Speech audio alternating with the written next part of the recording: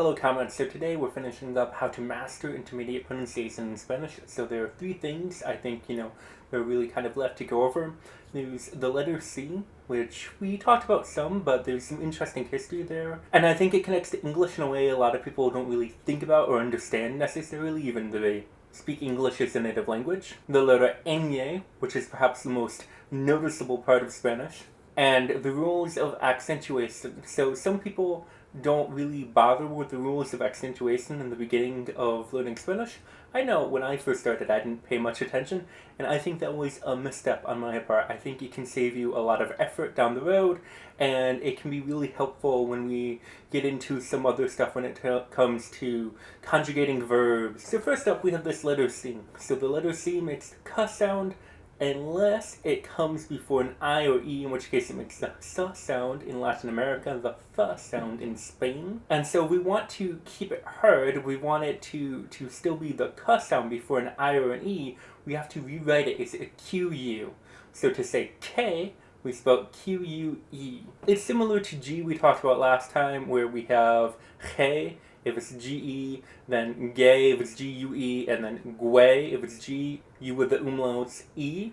With C, we actually, if we want to pronounce the U, we have it QUE, but that's not really that common. And so some people find this really frustrating, and it connects to a frustration they have with English, and they say, why do we even have the letter C to begin with, when you could just rewrite C in every case in English with either an S or a K, and you'd know which one it was, and it would be easier to pronounce. So we'd rewrite like the word city with an S, and the word cat with a K. So the reason this happened is in a lot of European languages, including French, Spanish, Italian, and English, the K sound changed. A lot of times it was what's called palatized. It was moved further in front of the mouth before certain vowels, before, in the case of French, A, and then in the other languages, I and E, those sounds, it became a different sound. Sometimes it became a S sound, sometimes it became a Ch sound, and so this is what happened in English.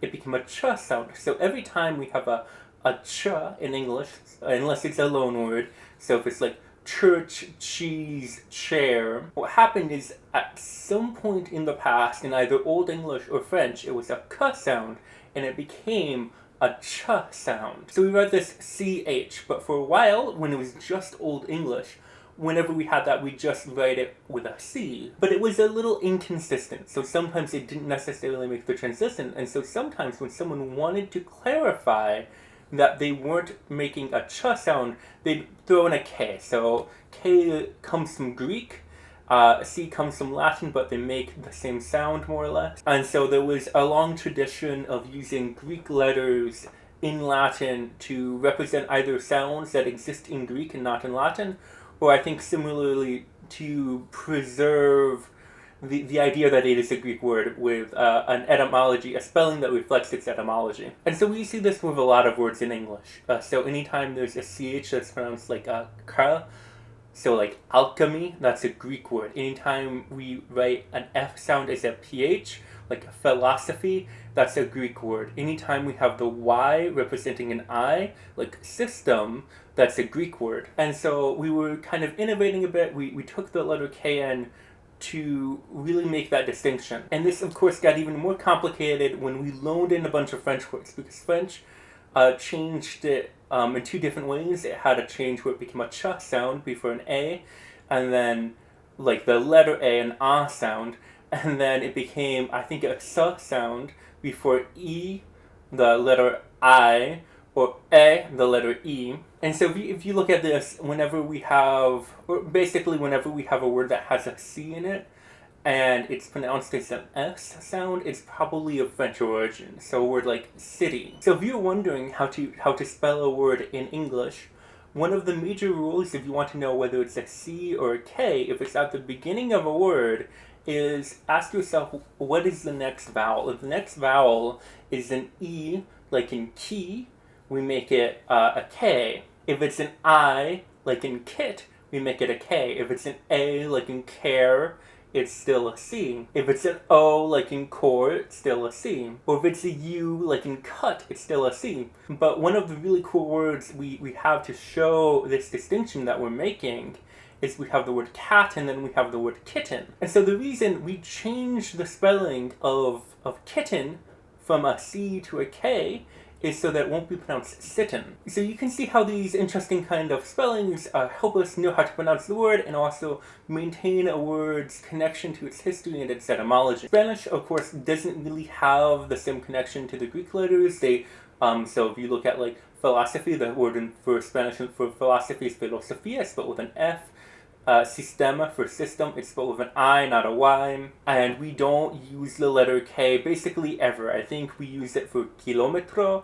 If you're talking about someone's name, so if someone's named like Kenneth, they'll have a K there. And to get around this, we use the letter Kim. So it sounds a little complicated, but you can get used to it really quickly, and then you can be confident in knowing how to pronounce a Spanish word and to appreciate maybe the history of Spanish writing and understand why it is that way and not just something to be annoyed at. Next up, we have ñ. So in Spanish, we should take a moment to talk about punctuation. Question marks and exclamation points go at the beginning as well as the end, just upside down. So you get these symbols, which is something I love because I know to start reading a question at the beginning. I don't have to read a sentence, find out that it was a question, then reinterpret how I already read it. But the other really kind of visual marker that it is in the Spanish language is ñ, and so you get the squiggly line above the N. And if you like me, you might want to know where this came from. What happened is in Latin, and still in Italian, they had this thing called gemination. So they'd have two consonants together, and you would pronounce it for twice as long. And so there was the word annos, and you'd pronounce the double N. For the most part, with a couple of exceptions, in Spanish, they got rid of that sound, the double N sound, and it just became a ñ sound, año, for year. Año. And so if you're wondering how to pronounce it, I think a lot of times a great kind of introduction is like imagine there's a Y at the end. So años.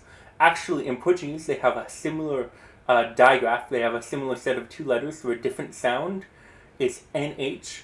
But for Portuguese it's just a really nasal Y sound. So you'll see this a lot if they really want to make something small or diminutive. They'll have ñ, ñ. And there's no actual consonant, not in the way they think of it, in that sound. It's just written NH. But in Spanish, the double N, it became año. And so you might be wondering, so where did the line come over? It actually was just scribes being lazy. So it would be ANNUS, and the scribe didn't want to write the N twice, so they just wrote one N and then a little N on top because, gotta be lazy, gotta save time, gotta save paper. Paper is expensive, parchment. And over time it simplified. It just became a little squiggly mark and you can't really make it out as an N. But when you say año or any ñ, niño, you can think, oh, it's just like a secondary N on top of it. That's where it came from. And so last time we talked about minimal pairs, which are super important for practicing. There is an important minimal pair for this word. So you gotta get this right or else you're going to embarrass yourself. Año means year. It comes from annos. So we have AD, means annos domini, so it's the year of our Lord. Año. If it's just one N, anno, that is a part of the body. Specifically, it would be the anus. And so if you say, in Spanish, you don't say you are a certain number of years, you say you have a certain number of years. So if you, let's say you're 40 years old and you say, tengo 40 años, that makes sense. You have 40 years. But if you mispronounce it and you say the other word, they're gonna laugh at you. Practice that. Get those minimal pairs. Listen to them. Practice them. It's the most important distinction. But there are other times when ñ will come up with niño, and you can practice pronouncing those words as well. So next up, we have the rules of accentuation. This is super important. If you learn this at the beginning of your Spanish journey, or wherever you happen to be, if you haven't learned them yet, they will help you a lot. So basically, there are three places where the accent can fall in a Spanish word. It can fall on the antepenultimate syllable, the third to last, in which case it gets a little mark, and then it can fall on the second to last. So most Spanish words end in a vowel. And so if a word ends in a vowel, or an S or N. S or N counts as a vowel for the system. It goes on the second to last syllable, and we don't write a mark. So if we have a word and it ends in a vowel, an S or an N, if the accent is not on the second to last syllable, we gotta put a mark either on the third to last or on the last one to really indicate that that's where the accent is. And so you get a word like hablo, and then another word, hablo, which means something different. And that also frustrates people, but we do the same thing in English. We have a rebel and to rebel, and we pronounce those slightly differently depending on whether it's a verb or a noun. And really, we're just moving the accent back and forth. If it ends in any other consonant, the expectation is that the final syllable will be accented. And so you don't put a mark on it, you don't put a diacritic, you just pronounce it. So we have a word like amor, clamor, hotel. Because those are consonants that are not S or N, the accent is assumed to go at the very end. And so if we wanted to change this, if the accent fell on any other syllable, we'd have to put a little mark on that syllable. So we don't have this in English, and so we a lot of times English speakers find this frustrating, but we shouldn't. This is super helpful. This is your friend. This is your guide to understanding how to pronounce words and really just helping you understand the language better. I honestly, like in English, if I learn a new word, I have to look it up to see and hear how it's pronounced because I don't know. In Spanish, we really don't have to worry about that. There are all these kinds of helpful marks and hints, and it's a lot more phonetic, so I don't always know how to spell a word that I hear. There's a B or a V in there, but I do pretty much always know how to pronounce it just by seeing it. And so what we're going to do, hopefully you've been paying attention. If not, you can rewind, you can watch the explanation of the rules of accentuation again, or you can write them down. So we're going to play a game where I'm going to say a word, and you are going to tell me where the accent is. Taça, hotel, reloj, playa, cantan, final, cantar, papel, crisis, cantan, margen.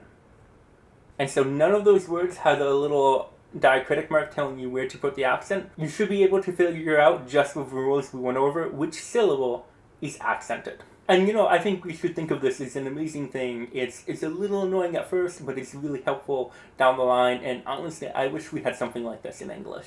And if you really want another example of why the rules of accentuation might be important, a papa is your dad, but a papa is a potato.